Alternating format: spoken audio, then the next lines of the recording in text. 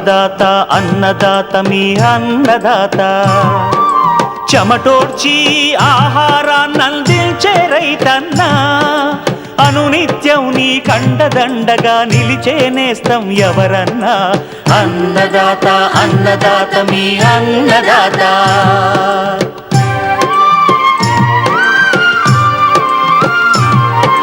నూతన రీతుల సాగుబడికి నూరింతలు పెరిగే దిగుబడికి సూచనలిచ్చే సస్య రక్షణకు పశు పోషణకి శాస్త్ర విజ్ఞానం అందించి ముందుకు నడిపే తెలుగు రైతు భారతదేశానికి మకుటం అయ్యేలా తీర్చిదిద్దే ఆశయంతో మిమ్ము మేలు కొలిపేది అన్నదాత అన్నదాత అన్నదాత మీ అన్నదాత అన్నదాత అన్నదాత మీ అన్నదాత. అన్నదాత ప్రేక్షకులకు నమస్కారం. ఈనాటి ముఖ్యాంశాలు: ఖరీఫ్ వరిని నష్టపరుస్తున్న కాండం తొలుచు పురుగు, ఆకుముడత పురుగు సమగ్ర చర్యలు. వంగ నాణ్యతను హరిస్తున్న తెగుళ్లు నివారణకు సమగ్ర చర్యలు. చేపల పెంపకానికి చెరువుల తయారీ, పిల్ల ఎంపికలో జాగ్రత్తలు. ఇంకా జై కిసాన్ వ్యవసాయ సమాచారం.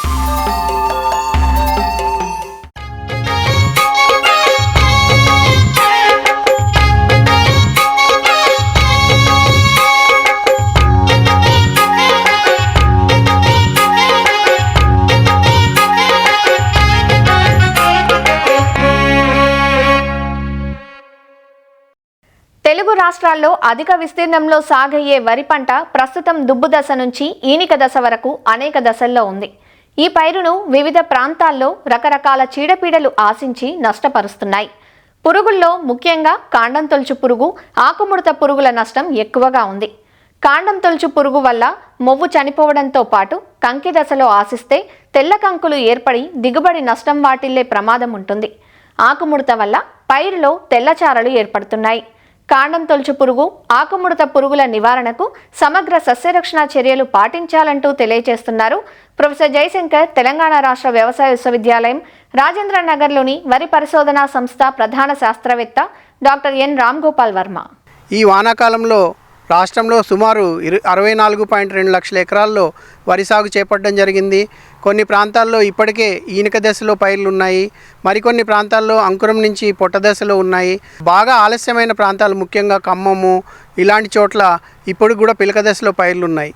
ఈ వివిధ దశల్లో ఉన్న పైర్లలో చూసుకున్నట్లయితే అటు పిలక దశలోను ఇటు అంకురం నుంచి ఈనిక దశలో కూడా ఈ కాండం తొలిచే పురుగు మరియు ఆకుముడత ఎక్కువగా ఆశించినట్లుగా సమాచారం అందుతుంది. అందులో చూసుకున్నట్లయితే కాండం తొలిచే పురుగు 2 దశల్లో మనకు ఆశిస్తుంది. ముఖ్యంగా పిలక దశలో ఆశించినట్లయితే మొవ్వు చనిపోవడం జరుగుతుంది. ఈనిక దశలో ఆశించినట్లయితే తెల్లకంకి వస్తుంది. ఎప్పుడైతే ఇలాగా వర్షాలు పడి తర్వాత మనకు వర్షాభావ పరిస్థితులు నెలకొంటాయో, ముఖ్యంగా పైరు అంకురం నుంచి ఈనిక దశలో ఉందో ఆ దశలో కనుక ఈ రెక్కల పురుగులు గమనించినట్లయితే మనకు దాని నుంచి వచ్చిన పిల్ల పురుగుల ద్వారా తెల్లకంకి ఎక్కువగా ఆశించి సుమారు 3 నుంచి 4 బస్తాలు దిగుబడి నష్టపోయే అవకాశం ఉంది. కాబట్టి రైతాంగము కాండం తొలిచే పురుగు యాజమాన్యంలో ప్రత్యేకమైన శ్రద్ధ వహించాలి. దీని యొక్క రెక్కల పురుగులు చూసుకున్నట్లయితే ముదురు ఎండుగడ్డి రంగులో ఉన్నటువంటి రెక్కల పురుగులు రెక్కలకు ఇరువైపులా కూడా 2 వైపులా కూడా నల్లటి మచ్చను కలిగి ఉంటాయి. ముఖ్యంగా ఆకుల కొనల మీద ఉదయం పూట కానీ సాయంత్రం వేళల్లో గమనించవచ్చు. ఈ తల్లి పురుగులు 80 నుంచి 100 గుడ్ల సముదాయంగా పెట్టి దాని మీద గోధుమ రంగు ఊలుతో కప్పుతాయి. కాబట్టి గోధుమ రంగు ముద్దలాగా కూడా ఈ ఆకు కొనల మీద కూడా ఈ యొక్క తల్లి పురుగు పెట్టినటువంటి గుడ్లను గమనించవచ్చు. దాని నుంచి 5 నుంచి 9 రోజుల్లో బయటికి వెలువడినటువంటి పిల్ల పురుగులు మన కాండంలోనికి ప్రవేశించి అటు పిలక దశలో అయితే మొవ్వు చనిపోవడం జరుగుతుంది. అంకురం నుంచి ఈనిక దశలో ఆశిస్తే తెల్లకంకి రావడం జరుగుతుంది. చనిపోయిన మొవ్వును కానీ తెల్లకంకిని కానీ లాగినట్లయితే మనకు తేలిగ్గా ఊడి వస్తుంది. తెల్లకంకి ఆశించిన చోట్ల మళ్ళీ మన గింజలు తోడుకోవు కాబట్టి నష్టం అనేది ఎక్కువగా ఉంటుంది. కాబట్టి ఈ కాండం తొలిచే పురుగు యాజమాన్యంలో మనం పాటించవలసిన సమగ్ర సస్యరక్షణ పద్ధతులు చూసుకున్నట్లయితే ముఖ్యంగా ఈ కాండం తొలిచే పురుగును తల్లి పురుగు దశలోను గుడ్డు సముదాయం దశలోను గుర్తించడానికి అవకాశం ఉంది. ఆకుముడతకు కాండం తొలిచే పురుగు తేడా ఏంటంటే ఆకుముడత పురుగు అయితే గుంపులు గుంపులుగా పొలంలో ఎగురుతూ ఉంటాయి. ఈ కాండం తొలిచే పురుగు అయితే ఒక్కొక్కటిగా కనపడుతూ ఉంటుందన్నమాట. ఇక కాండం తొలిచే పురుగుని గుర్తించడానికి మనకు దీపపు ఎర్రలను అమర్చుకుని కూడా అందులో పడే రెక్కల పురుగులను గమనించవచ్చు. అలాగే ఈ మధ్యలో సోలార్ ట్రాప్స్ అనేవి కూడా, సోలార్ దీపపు ఎర్రలు కూడా అందుబాటులో ఉన్నాయి. వాటిని వినియోగించుకుని కూడా పురుగుల ఉధృతిని గమనించుకోవచ్చు. అదేవిధంగా లింగాకర్షక బుట్టలు అనేవి కాండం తొలిచే పురుగు ప్రత్యేకంగా మనకు అందుబాటులో ఉంటాయి. వాటిని ఎకరానికి 3 చొప్పున పెట్టుకొని నిఘా పెట్టినట్లయితే అందులో పడేటువంటి మగ రెక్కల పురుగుల ఉధృతిని బట్టి కూడా మనం ఈ యొక్క పురుగుల యొక్క ఉధృతిని అంచనా వేయడానికి అవకాశం ఉంది. ఇక నివారణ పద్ధతుల్లో కనుక చూసుకున్నట్లయితే ఎక్కడైతే సేంద్రియంగా వ్యవసాయం చేస్తూ ఉంటారో, పురుగు మందుల వాడకం తక్కువగా వాడతారో అలాంటి చోట్ల ముఖ్యంగా లింగాకర్షక బుట్టలనే 8 ఎకరానికి చొప్పున అమర్చుకొని వీటిలో పడినటువంటి మగరెక్కల పురుగులు ఉధృతి తగ్గించుకోవడం ద్వారా సంతతిని తగ్గించుకునే అవకాశం ఉంది. అదేవిధంగా మనకి గుడ్డు పరాన్నజీవులు అనేవి, ట్రైకోగ్రామా గుడ్డు పరాన్నజీవులు అనేవి మన వివిధ జీవ నియంత్రణ శాలల ద్వారా అందుబాటులో ఉన్నాయి.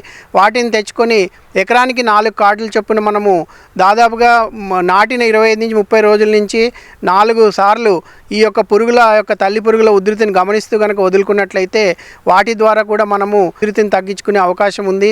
అదేవిధంగా ఎక్కడైతే మనము పురుగు మందులు వాడతామో అలాంటి చోట్ల ఈ పురుగుల ఉధృతికి 3 లింగాకర్షక బుట్టలు పెట్టుకొని నిఘా పెట్టుకొని వారానికి బుట్టకి 25 నుంచి 30 మగ రెక్కల పురుగులు పడిన చోట్ల వారం లోపులో కనుక మనం పిచికారీ చేసుకున్నట్లయితే ఈ తొలి దశలో ఉన్న లార్వాలు ఏదైతే ఉన్నాయో అవి కాండంలోనికి ప్రవేశించక ముందే మనం నివారించుకునే అవకాశం ఉంది. కాబట్టి ముఖ్యంగా పిలక దశలో ఉన్న పైర్లలో గుళిక మందులు వాడుకోవాలి. అందులో క్లోరాంట్రెనిపోల్ 0.4% అనేది ఎకరానికి 4 కిలోల చొప్పున కానీ, అలాగే క్లోరాంట్రెనిపోల్ ప్లస్ థయామిథాక్సామ్ మిశ్రమం మందు 2.4 కిలోల చొప్పున ఇది ఎకరానికి చొప్పున వాడుకునే అవకాశం ఉంది. అలాగే కార్టాప్ హైడ్రోక్లోరైడ్ 4G అనే గుళికలు 8 కిలోలు ఎకరానికి చొప్పున కూడా మనం వాడుకున్నట్లయితే కాండం తొలిచే పురుగును సమర్థవంతంగా పిలక దశలోనే నివారించుకునే అవకాశం ఉంది. అయితే తెల్లకంకి వచ్చిన తర్వాత మనం ఏ పురుగు మందులు కొట్టినా కాండంలోకి ప్రవేశించినటువంటి పురుగును నివారించడం అవకాశం లేదు. కాబట్టి రైతాంగం అంతా అంకురం నుంచి ఈనిక దశలోనే మన యొక్క ఈ తెల్లకంకి పురుగుని ఉధృతిని గమనించుకొని మనము పిచికారీ మందులు చేపట్టాల్సి ఉంటుంది. ముఖ్యంగా చూసుకున్నట్టయితే క్లోరాంట్రెనిపోల్ అనే మందు 0.3 మిల్లీలీటర్ లీటర్ నీటికి చొప్పున 60 ml ఎకరానికి కానీ, టెట్రానిలిప్రోల్ అనే మందు మనకు 0.5 నుంచి 6 ml ఎకరానికి లీటర్ నీటికి చొప్పున ఎకరానికి 120 ml కానీ, కార్టాప్ హైడ్రోక్లోరైడ్ 50% నీటిలో కరిగే పొడి మందు 2 గ్రాముల లీటర్ నీటికి చొప్పున 400 గ్రాములు ఎకరానికి చొప్పున కానీ వాడుకున్నట్లయితే మనం ఈ కాండం తొలిచే పురుగును సమర్థవంతంగా నివారించుకోవచ్చు. ఇంకొక ప్రధానమైన పురుగు మనకు చూసుకున్నట్లయితే ఈ మధ్యకాలంలో ఈసారి వాతావరణ ప్రభావం వల్ల గమనించినట్లయితే ఆకుముడత ఉధృతి ఈ సంవత్సరం ఎక్కువగా ఉండే అవకాశం ఉంది. ఎందుకంటే నత్రజని వాడకం అనేది ఎక్కువగా చేయడం జరిగింది. ఎక్కడైతే నీడ ప్రాంతాలు ఉంటాయో, చెట్ల నీడ ఉంటుందో అలాంటి చోట్ల ఈ ఉధృతి ఎక్కువగా ప్రారంభమయ్యి తర్వాత దశలో మనకు ఎక్కువ నష్టాన్ని కలుగజేసే అవకాశం ఉంది.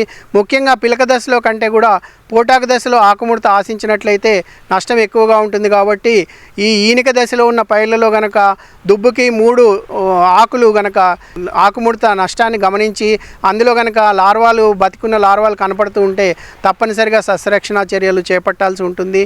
ఎసిఫేటు మరియు ఇమిడాక్లోపిడ్ మిశ్రమ మందు 1.5 గ్రాముల లీటర్ నీటికి చొప్పున 300 గ్రాములు ఎకరానికి చొప్పున కానీ, అదే కాకుండా ఫ్లూబెండమైడ్ అనే మందు 0.2 మిల్లీలీటర్ లీటర్ నీటికి చొప్పున ఎకరానికి 40 ml కానీ, అలాగే ఫ్లూబెండమైడ్లోనే వెటబుల్ పౌడర్ ఫార్ములేషన్ని 0.1 గ్రాము లీటర్ నీటికి చొప్పున 20 గ్రాములు ఎకరానికి చొప్పున కానీ, కార్టాప్ హైడ్రోక్లోరైడ్ 50 SP 50% నీటిలో కరిగే పొడి మందు 400 గ్రాముల ఎకరానికి, లేదా క్లోరాంట్రెనిపోల్ 60 ml ఎకరానికి చొప్పున కానీ వాడుకున్నట్లయితే ఇటు ఆకుముడతని అటు కాండం తొలిచే పురుగుల్ని కూడా సమర్థవంతంగా ఒకే పిచికారీతో నివారించుకుని మంచి దిగుబడి సాధించే అవకాశం ఉంది. కాబట్టి వరిలో సిరులు కురిపించేటువంటి అవకాశము ఎంతైనా ఉంది.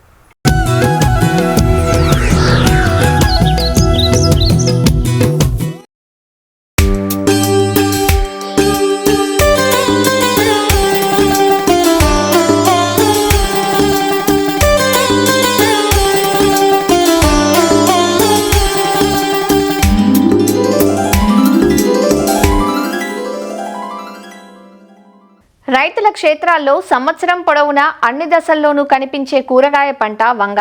వంగకు మార్కెట్ ధరలు నిలకడగా ఉన్నా చీడపీడల సమస్య మాత్రం ఎక్కువగా ఉంటుంది.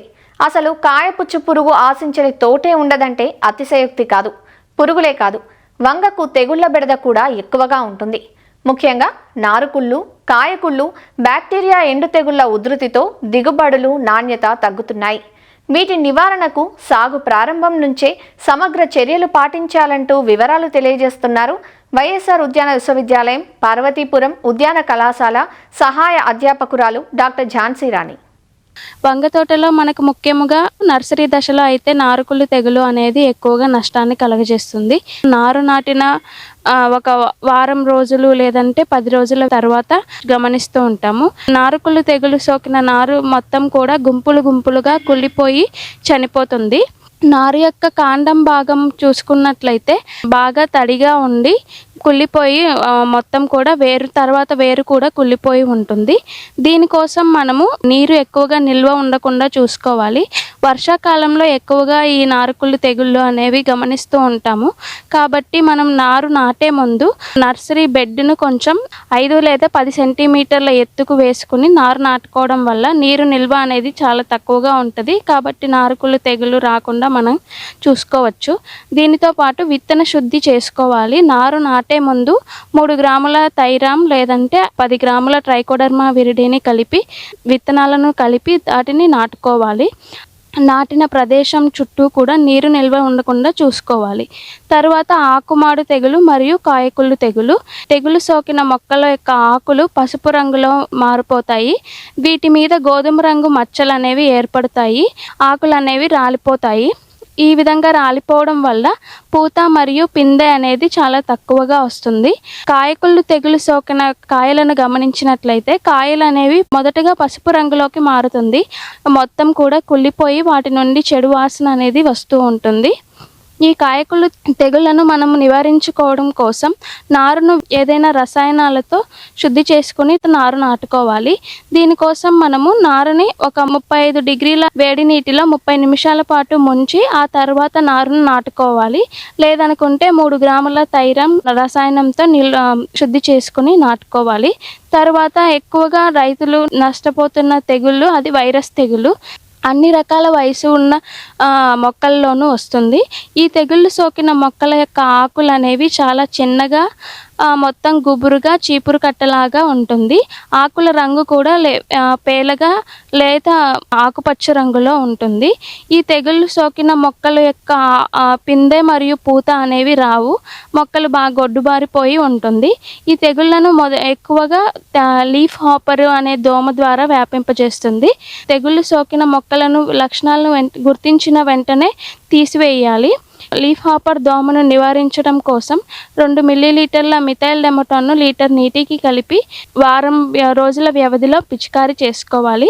వైరస్ తెగులు వచ్చిన మొక్కలను వెంటనే తీసివేయాలి. తీసివేసిన తర్వాత జిబ్బరిలిక్ ఆమ్లం వారం రోజులు లేదా 10 రోజుల వ్యవధిలో పిచికారీ చేసుకున్నట్లయితే మనం చాలా వరకు తగ్గించుకోవచ్చు.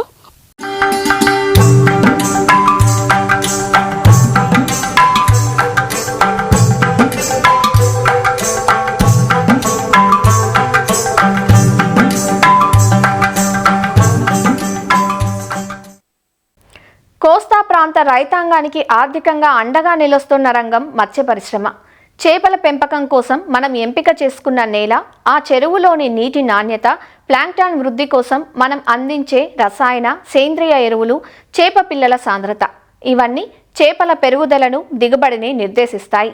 కాబట్టి పట్టుబడుల తర్వాత తిరిగి చేపల పెంపకం చేపట్టే ముందుగా రైతులు తప్పనిసరిగా కొన్ని మెలకువలు పాటించాలి. నేల, నీటి ఆరోగ్యం బాగుండి చేపల పెరుగుదలపై సానుకూల ప్రభావం చూపాలంటే చెరువుల తయారీలో శాస్త్రీయతను పాటించి సిఫార్సు మేరకు ఎరువులను అందించి ఆరోగ్యవంతమైన చేప పిల్లలను ఎంపిక చేసుకోవాలంటూ వివరాలు తెలియజేస్తున్నారు ఆచార్య ఎన్జీ రంగా వ్యవసాయ విశ్వవిద్యాలయం ఉండి కృషి విజ్ఞాన కేంద్రం మత్స్య శాస్త్రవేత్త డాక్టర్ ఏ శ్రీనివాస్.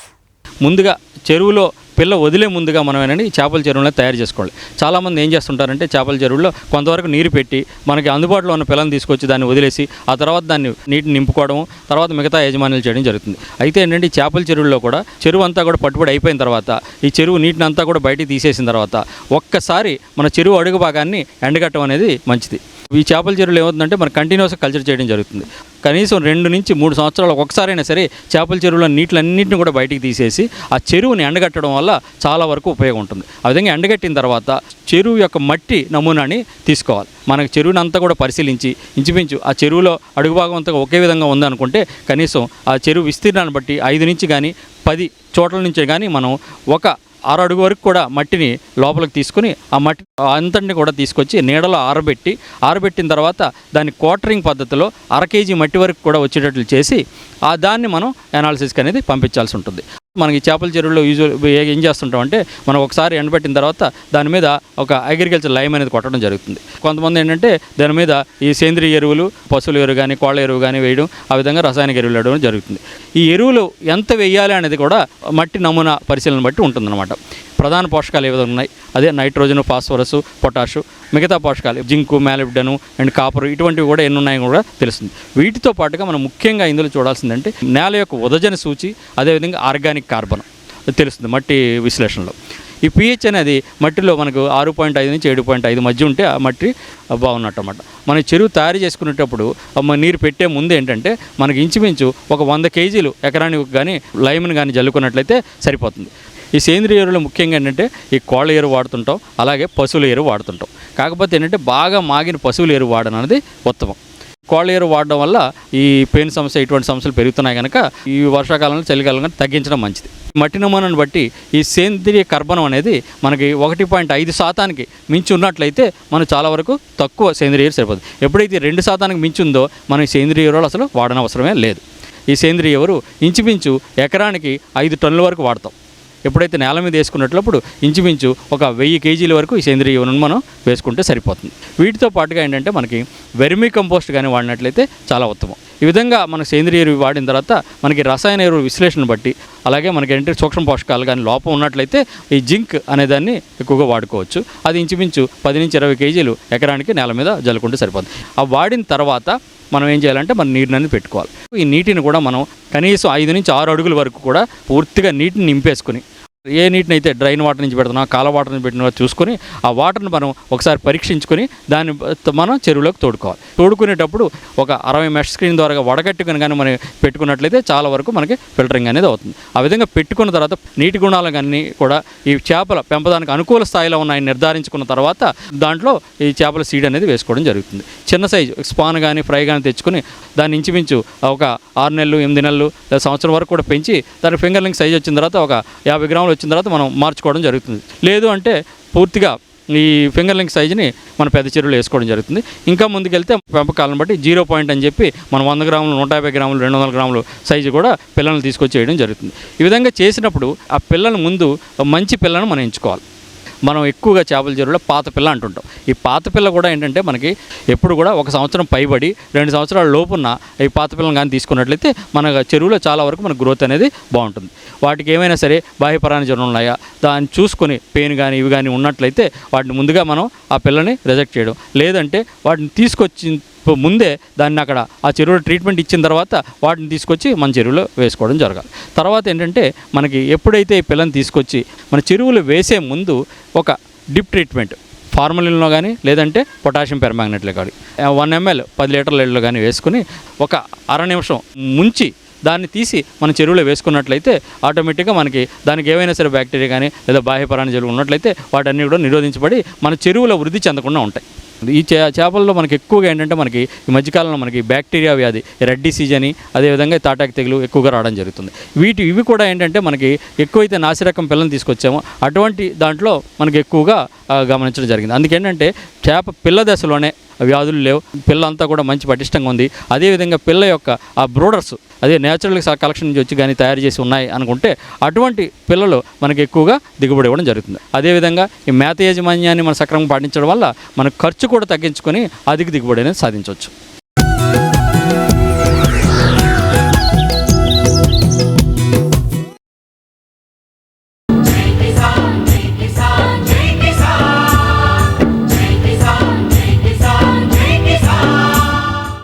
వ్యవసాయ సమాచారం ఇప్పుడు జై కిసాన్లో చూద్దాం. హైదరాబాద్ నక్లెస్ రోడ్లోని పీపుల్స్ ప్లాజాలో ఏర్పాటు చేసిన 18వ జాతీయ ఉద్యాన మరియు వ్యవసాయ ప్రదర్శన ఘనంగా ముగిసింది. సెప్టెంబర్ 18 నుంచి 22 వరకు 5 రోజుల పాటు జరిగిన మేళాలో ఇండోర్, అవుట్డోర్ మొక్కలు సందర్శకులను విశేషంగా ఆకట్టుకున్నాయి. మొక్కలతో పాటు గార్డెనింగ్కు అవసరమైన పలు రకాల ఉపకరణాలు, కుండీలు, అలంకరణ సామగ్రి, మట్టి మిశ్రమాలు, సేంద్రియ ఎరువులు ఇలా పలు రకాలు ఒకే చోట లభించి ప్రకృతి ప్రేమికులకు ఆనందాన్ని పంచాయి. తెలంగాణ, ఆంధ్రప్రదేశ్ సహా దాదాపు 20 రాష్ట్రాల నుంచి వచ్చిన నిర్వాహకులు తమ స్టాళ్లను ఏర్పాటు చేశారు. తెలంగాణ ఈవెంట్ ఆర్గనైజర్ సంస్థ ఆధ్వర్యంలో ఏర్పాటు చేసిన ఈ గ్రాండ్ నర్సరీ మేళాకు విశేష స్పందన వచ్చింది. మాకు సరి అయిన ధరలో ఇక్కడ దొరుకుతున్నాయి. అన్ని చెట్లు ఒకటే చోట దొరుకుతున్నాయి. అన్ని ప్రాంతాల చెట్లు ఒకటే చోట దొరుకుతున్నందుకు మాకు చాలా హ్యాపీ. వేరు మొక్కలు మొక్కలన్నీ ఇక్కడ దొరుకుతున్నాయి, అన్ని రకాలని.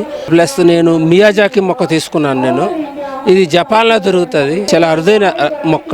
ఈటీవీ కిసాన్లో కూడా 2-3 సార్లు వచ్చింది నేను చూసినప్పుడు. మేము ఆల్రెడీ ఇంట్లో మల్బెర్రీ, టెర్రస్ గార్డెనింగ్ అన్ని చేస్తున్నాము. మల్బెర్రీ చిన్న ఫ్రూట్ ఉందని చెప్పి పెద్ద ఫ్రూట్ ఇప్పుడు కొనుక్కోవడానికి వెళ్ళడానికి అనేది వచ్చామండి. బాగుంది, యాక్చువల్లీ ఇంట్రెస్టింగ్. ఇట్లాంటివి ఇంకా ప్రోత్సహించాలని చెప్పి ఆలోచిస్తున్నాము. మొక్కలు అన్నీ బాగున్నాయి. పూల మొక్కలు, కూరగాయల మొక్కలు, ఫ్రూట్స్ మొక్కలు బాగున్నాయి. బాగా ఎంజాయ్ చేసినాం. మాకు కావాల్సిన మొక్కలని కొడుకు. యాక్చువల్గా మాకు ఒక బాన్సే గ్రూప్ ఉంది. ఇట్లా బాన్సే గ్రూప్లోనే షేర్ చేసుకున్న ఇన్ఫర్మేషన్ నర్సరీ మేళ ఎప్పుడు జరుగుతుందని. ఇక్కడ బాన్సే రా మెటీరియల్స్ దొరుకుతున్నాయి, నెక్స్ట్ ఆర్నమెంటల్ ప్లాంట్స్ దొరుకుతున్నాయి, వెజిటేబుల్స్, ఫ్రూట్స్. లాస్ట్ ఇయర్ కూడా విజిట్ చేసా. మన అడ్వాంటేజ్ ఏంటంటే డిఫరెంట్ లొకేషన్స్కి వెళ్ళి మనం అన్నీ కొనుక్కోలేం.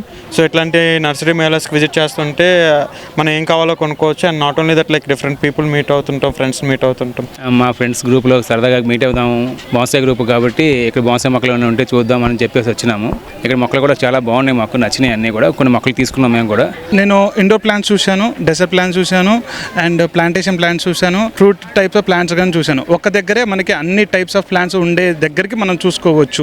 ఈ యొక్క దాని గురించి గైడెన్స్ బాగిస్తున్నారు. డెజర్ట్ ప్లాంట్స్ అయితే ఇంకా కౌంట్లెస్ ఉన్నాయి. ఎక్కడ చూడ ఆల్మోస్ట్ ఆల్ షాప్స్లో ఉన్నాయి. ఆన్ టేబుల్ మీద పెట్టుకోవడానికి మంచి గ్లోరిఫై ఉంటుంది, మంచి నీట్గా కనిపిస్తున్నాయి అన్నమాట. నగర సేద్యం నానాటికి పెరిగిపోతున్న నేపథ్యంలో మిద్దె సాగు, అలంకరణ మొక్కల పెంపకానికి నగరవాసులు ఆసక్తి చూపుతున్నారు. అందుకు అనుగుణంగా విభిన్న రకాల మొక్కలను అందుబాటులోకి తెచ్చినట్లు నిర్వాహకులు చెబుతున్నారు. మన దగ్గర అన్ని ఎక్సోటిక్ ఫ్రూట్ ప్లాంట్స్ ఉన్నాయి. అన్ని కుండీల్లో పెరిగే ఫ్రూట్ ప్లాంట్స్ అనమాట. దాని తర్వాత ఇంపోర్టెడ్ ఫ్రూట్ ప్లాంట్స్ కూడా ఉన్నాయి. థాయిలాండ్ వాటర్ యాపిల్స్ ఉన్నాయి, రెడ్ సూరినామ్ చెర్రీ అని స్వీట్ ఉంటుంది, తర్వాత అకాయ్ బే చెర్రీ ఉంది మా దగ్గర, మియాజాకి మ్యాంగో ఉంది, కటిమన్ మ్యాంగో ఉంది, రెడ్ పల్మార్ ఉంది. ఇవన్నీ రేర్ ఫ్రూట్స్ అనమాట. మనము త్రూ అవుట్ ఇండియా తిరిగి రేర్ ఫ్రూట్స్ అన్ని కలెక్ట్ చేసి మనము ఇక్కడ మేళాల్లో పెట్టడం జరిగిందండి. అనగా ఈ నర్సరీకి అవసరమైనటువంటి నర్సరీ ఇన్పుట్స్ అనమాట. సో మనం గార్డెన్ మెయింటైన్ చేసుకోవడానికి బయో ఫెర్టిలైజర్స్ కానీ, బయో పెస్టిసైడ్స్ కానీ, మైక్రోన్యూట్రియంట్స్, గ్రోత్ ప్రమోటర్స్, ఇటువంటి ఏవైతే మొక్కకి అవసరమైనటువంటి ఫెర్టిలైజర్స్, పెస్టిసైడ్స్ అనేవి మేము మ్యానుఫ్యాక్చరింగ్ చేసి మేము గార్డెనర్స్కి, ఇటు రైతులకి మేము సప్లై చేయడం జరుగుతుంది. కన్సల్టెన్సీ మేజర్ కోర్ అనమాట.